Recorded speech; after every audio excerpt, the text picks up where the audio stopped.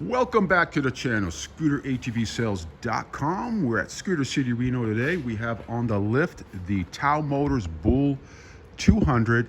It's in here for an oil change. Now, a lot of you guys that own some of these, they used to come with a skid plate on the bottom. As you can see here, there's a skid plate which that blocks the oil drain plug. Now, the oil drain is actually, I'll do an up close right here where my finger is at, you guys. See, right here. This is the primary right here. That's where the spring's located in that thumbnail. We got Phil here today. He's doing the oil change on it.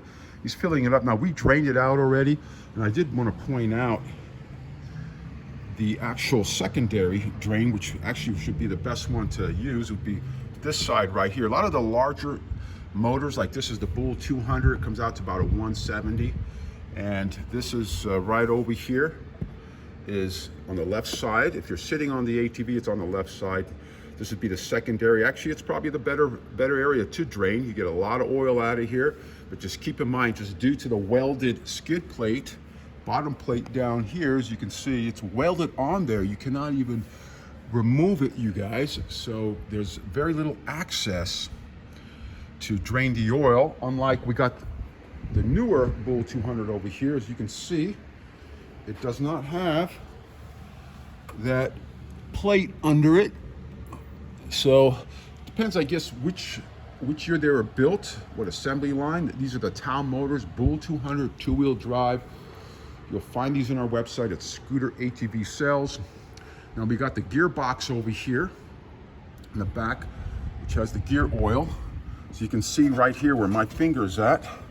That would be the area right here where my finger is at.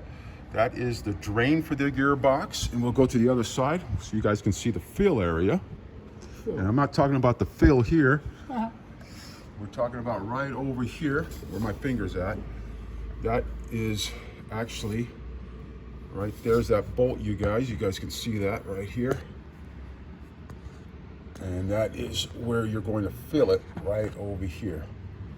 So, let's see, I can cut this angle. There you go. Let's rub my finger. That's the fill area for the gearbox. And Phil is doing the oil right now. We use a nice high quality Lucas brand. You guys can use any other high quality brand on it. So keep that in mind. This is the older, much older version of the Bull 200. And then we got a little bit newer version. That skid plate, bottom plate, protective plate, nice to have, but it should be bolted.